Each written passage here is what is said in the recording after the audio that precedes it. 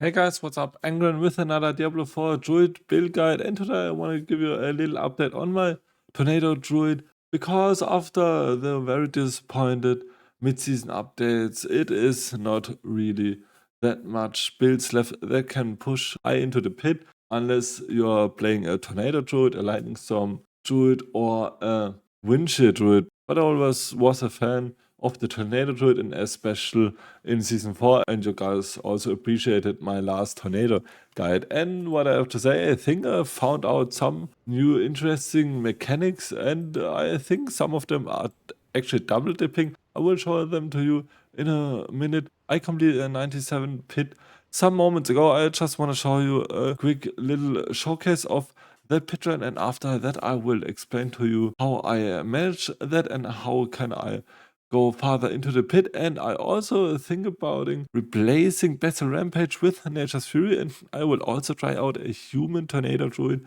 with Harlequin's Crest, but I first need to get my Harlequin's Crest because I got now the really nice ring that is mostly my base ring with really nice greater affix rings, and I also hit the max on my damage to close enemies, so this is almost a perfect ring for the Tornado Druid. So just show you the boss. It is the pin 97 boss, and after that I explain to you what I changed since my last time and why I dropped temerity. And let's go to the boss. And this is the most important because bosses are the most difficult to beat. And you see it is pit level 97, and I got really bad gear at the moment. Some of the gear is not even mastercraft. It is really nice. And just look at the boss after he got invulnerable, and you can see how quickly his health bar went down, and I can also speed these things up if I played some things better out and if I also get some better gear. And I killed the boss really quick. I got 5 minutes and 40 seconds left at the end of the boss. I got around 4 minutes and 30 seconds left, and it is really a blast. It makes really fun, and I'm almost at my attack speed cap, and I will also show you after I defeated the boss how I achieved that. And you can see when the boss goes to vulnerable state now, I'll just melt him down, and you see, and now his health bar just gone absolutely in the meltdown. And yeah, it is done. Yeah, it is only a 97, but I think I can go even higher, and with some better gear and even some great affix gear, maybe I can push this higher than the normal Tornado Build. So what did I change? First of all, I did take the aspect of retribution because it is something weird going on, because I think it is double dipping. And when the boss is in vulnerable state, it is also as knockdown state. So I think you will apply the damage multiplier 2 times. And the interesting part is also it somehow gets double dipped with your damage against stunned, immobilized, or knockback enemies. So this will double dip with my natural disaster, the aspect of retribution. So it is even better to get a natural disaster passive plus point. It is doing more than the 12%, and I also got the aspect of changing depth because I don't know yet if it's double dipping, but at least I will do vast amount of more damage when the boss is vulnerable. I can also show a quick showcase of some elite interaction, and the elite are also going down really quickly. You can see here, just scrolling a bit back, and they're just melting, as you can see. Yeah, it is 97, but I can get this really going. So this is really interesting. So I think you can get this to even higher amounts, as I said, when you got a greater affix, natural disaster amulet, and then mastercrafted up to, I think, rank 6. So you got a rank 9 natural disaster. I have to test it out. I got a natural disaster amulet here. The best one would be with natural disaster and envenom, but this would be really, really, really expensive and also really rare. I will also go with you through what I did change for my gear and for my paragon and my skills. And I also dropped the temerity because it is really nice, but with the Tibor tool we will get more damage and we'll get more spirit, so we can drop some other spirit nodes, and we can maybe also drop the resource cost reduction on our weapon. I have to test it out. And as I said, I also will try out a build with Nature's Fury and also a human one with Harlequin's Crest. So this is the cool interaction that push really this build to something else. And I will also admit to you that you will put your aspect of retribution onto your amulet, and you just get this bonus multiplier because you will also stun the enemies with your chance for your temper. And as I said, when the bosses are in vulnerable set, they are also counting as stunned and as knocked down, so it is really nice. So first of all, what did I change with my skill? As I said, I switched to the maul and the wild maul because we got a 20% chance to knock down. The cool part is, if I knock down the enemies, then my aspect of retribution will be applied instantly. And other than that, I just left my blood hole as it is. And I also went with the natural disaster 3 points, and I left out my resonance. And with the new patch, I will maybe get some more defensive nodes, like I think defensive posture or nature's resolve, get some major buffs with some more damage reduction, so I will also try this out. But for the other parts, it's at mostly the same. What I also want to try out is to play with Nature's Fury, to play with Raging Landslide, and then also with the Crushing Earth, because I also notice the Crushing Earth also gets double dipped, so this is actually really wild.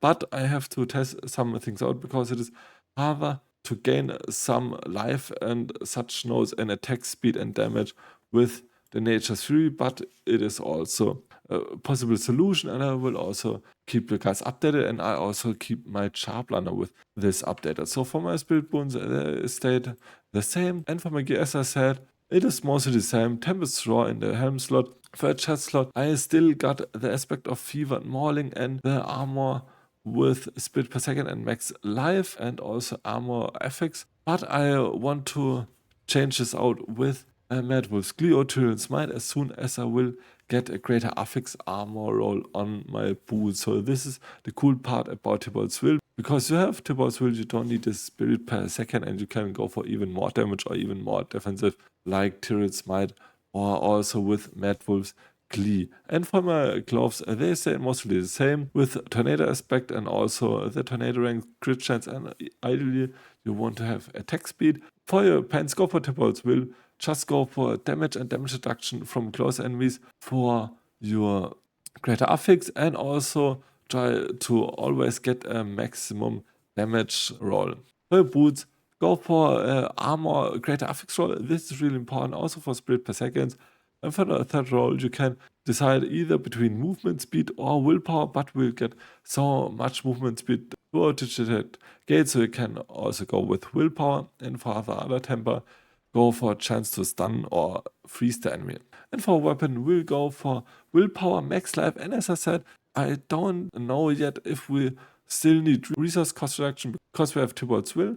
Otherwise, we can also go for maybe just generic damage or critical strike damage or such nice rolls, and also try to get the masterwork on damage to close enemies and chance for tornado, for projectiles to cast twice, and also try to hit your masterworking on your chance for tornado projectiles. I didn't hit that, but I will also plan this to get with my new weapon, and also try to get a willpower greater affix. And for your implicit, go for X for more damage against healthy enemies, and also for your aspect, go for the aspect of Shepherd. For your amulet, as I said, take the aspect of retribution. It is kind of double dipping. I have to make further tests. And also go for ranks for envenom, ranks for natural disaster, and after that go for attack speed. If you don't have natural disaster, just go for crit chance and attack speed or maximum life.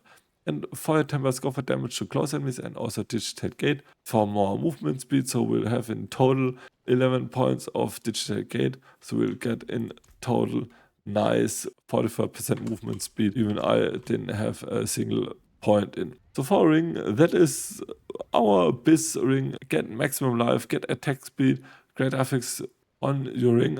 Also get crit chance, get damage to close enemies, some kind of resource cost reduction or resource generation, and also implement the aspect of changing step, because our enemies are always crowd controlled, and the boss are only crowd controlled if they're vulnerable, but if they're vulnerable, they will get really big chunks of damage. So just take the aspect of changing depth. And also for your second aspect, go for the aspect of Stampede, and for your ethics, just go for my first string. For my Paragon board, I just switched some things out. I left out one glyph, but I got the Hated Malice for better elite clearance. I don't know if I will go with this in the higher pits for the boss damage.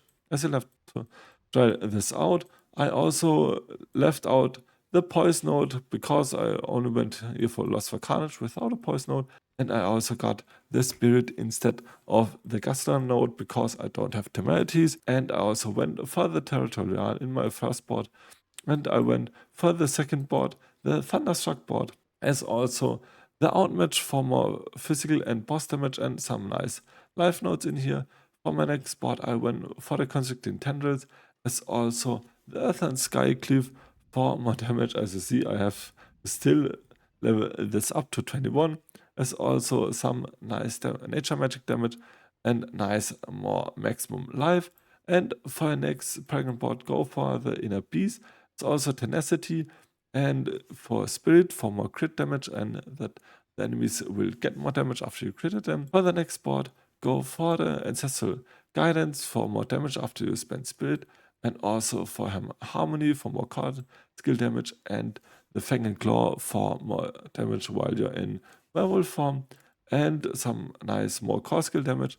Then for the next board, go for the Hated Malice for more damage against elites, and for your last board, go for the Lust for Carnage. Then some stats. So I got 37% attack speed without a attack speed roll on my gloves and on my amulet. I will get up to 57% with my Bloodhound and up to 87% with my Bestial Rampage. I also left out the accelerating aspect because I went for more damage multipliers, and this is working really nice so far. I will also update this guide further, and I will also try to push with this build further. As I said, I will also try out a Nature's Fury variant and also a Harlequin's Crest Tornado human variant with Nature's Fury, and try to utilize my aspect of retribution even. And for the other stats, I got a total life of 54k. You can even get this higher with some more max life rolls, max armor roll, and also max resistance roll, and some nice damage reduction for our Tibble's Will. And also if we have Madwolf Ski, we will also have even more damage reduction from poisoned enemies. I hope I could show you a really nice update to my Tornado Werewolf build guide. I tried out Stormglaw in the latest days, so this was the reason why no Endgame build guide came to my YouTube channel, but I sank so much gold in it. I made a rant Reddit post and it just not working because everything about Stormglaw is bugged. So I went back to Tornado, and I will keep you guys updated. Also write down in the comments below if you have some further questions. Also if you still want to have the Endgame Stormclaw build, so I can push it out for you. And if you like this video, please leave a like and subscribe for the maximum support, and until the next video, bye.